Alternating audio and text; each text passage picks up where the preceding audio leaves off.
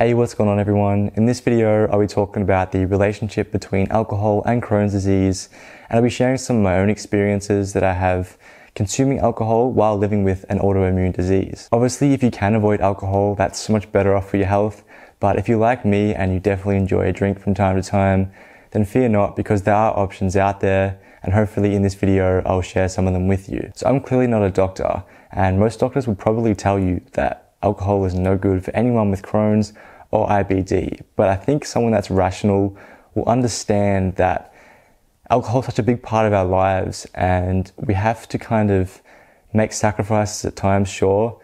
But I think having a few drinks every now and then and consuming responsibly is okay. Now, I'm speaking from the perspective of someone with a mild case of Crohn's disease. So I've never had any bowel surgeries or anything like that.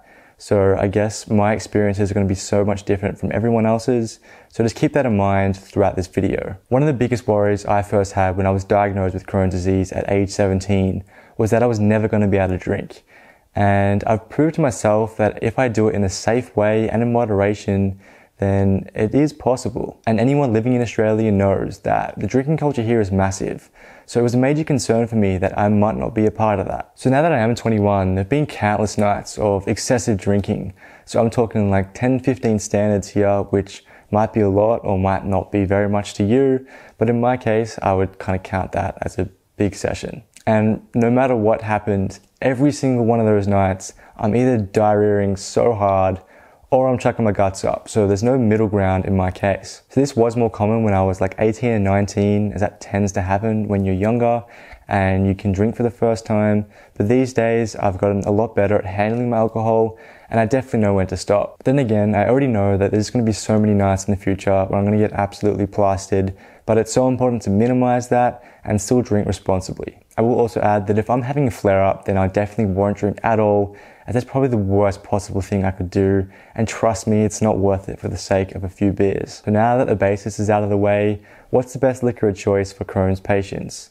So I know there's countless articles online that kind of share this stuff, but hopefully through my own experiences, I'll cover most of them. So my biggest bowel aggravator is no doubt beer. This is the one drink that I've never been able to handle, and every time I drink it, the next day I'm just left with this discomfort. I get gassy, I'm bloated, and overall I just feel crap. This might be an old-fashioned mindset, but especially being a guy, every time I go out, all my mates are just drinking beers, and I feel like a bit of a loser sometimes because I'm the only one not drinking beers and getting around it. Instead, I'm just on a cider or a G&T, which, I don't know, it's just a little bit boring, but I guess if you've been in this situation before, you'll know where I'm coming from. Thankfully these days, more and more people are choosing alternatives to beer, so that makes things easier, but there's always going to be that one scenario where the only drink on offer is beer, especially like a gathering or like a house party or something like that. In saying that, I still do enjoy the occasional pint, but as I mentioned before, I just keep it to an absolute minimum, especially when the price is pretty affordable and you get a lot of liquid versus alcohol ratio. So yeah, it's a pretty cost-effective way to drink. However, I have found that actually like a stout or like a dark ale, like Guinness for example, is a lot easier on my guts, as most of the time they aren't actually made with wheat like most other beers out there. Then again, these beers aren't for everyone and they definitely have an acquired taste.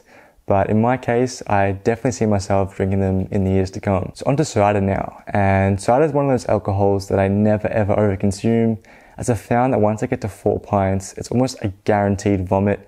But then again, I still find it a much better alternative to beer, in my opinion. I do actually avoid the more commercial ones, as they tend to have a lot more sugar and just bad chemicals in them. But if you can get like a craft cider, then that might be a much better option. In terms of wine, I'm not a massive wine drinker at this stage, but I have actually spoken to people who are Crohn's patients and they've found that wine is a reasonable choice of alcohol for them. But once again, I can't really speak about it at detail as it's not my opinion. But even so, I would definitely always avoid like a cask wine or a goon sack, as they're obviously a lot cheaper and the ingredients they use is probably not good for your gut. In terms of spirits, these have been my absolute go-to over the last few years. But with that said, there is definitely a few downsides. So one is it's obviously costly, so on a night out it does get quite expensive. 2 is it never lasts long and you can down them pretty quickly. And 3 is more often than not, you're going to mix it with like a soft drink or something sugary, so it's just not really a healthy option. I found vodka and soda and gin and tonics to be one of the best mixes out there for me. I just find that because they are clean spirits, I never really have any issues digesting them, and I'm almost guaranteed to have no hangover the next day, provided I stick to them all night and don't mix my drinks. So the only spirit I would always avoid is rum, so whether that's like spice rum or dark rum.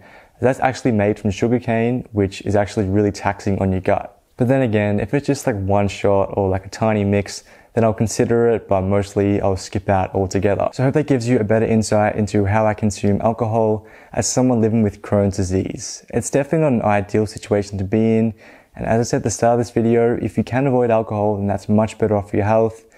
But then again, if you can't, then there are options out there. It's definitely not ideal being so picky about what you can and can't drink, but then again, I would much rather spend a few extra bucks than be suffering the next day. Anyways, if you did enjoy this video, then please consider subscribing, and if you have any thoughts or recommendations, then definitely leave a comment down below. Anyways, thank you so much for watching, and I'll see you in the next one. Cheers.